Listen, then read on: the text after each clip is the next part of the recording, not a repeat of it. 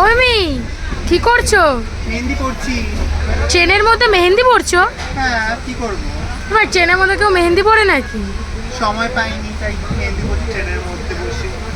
সময়ের বড্ড অভাব, তার জন্য পাইনি। কেমন হয়েছে মেহেন্দিটা তোমরা সবাই জানিও আমাকে। তুই বল কেমন হয়েছে মেহেন্দিটা? খুব সুন্দর হয়েছে। বড়োর একটু মেহেন্দি পড়াতে কষ্ট হচ্ছে, কারণ যেহেতু ট্রেন মোশনে আছে এবং ট্রেনটা চলছে বলে তার জন্য ঠেবড়ে ঠেবড়ে গেছে। যাই হোক, যেটা পড়িয়েছে সেটাই অনেক। আমরা এখন যাচ্ছি বৃন্দাবন মথুরার পথে, তার জন্য একটু মেহেন্দি করছি রাধারানীর কাছে যাবো বলে। তোমরা জানিও কেমন হয়েছে, একটু মেহেন্দিটা ক্লোজে দেখা। একটু থেবড়ে থেবড়ে গেছে, কেমন হয়েছে জানিও অবশ্যই। ঠিক আছে, শোনো, ট্রেনে অনেকক্ষণ যেতে লাগে, অনেক সময় লাগে। সেই সময় মেহেন্দি পরে নেবে, যা যা করার। আমি তো দেখলাম ট্রেনের একজনকে দাড়ি কাটতেও উল্টো দিকে, ট্রেনেই সব করা যায়। টাটা।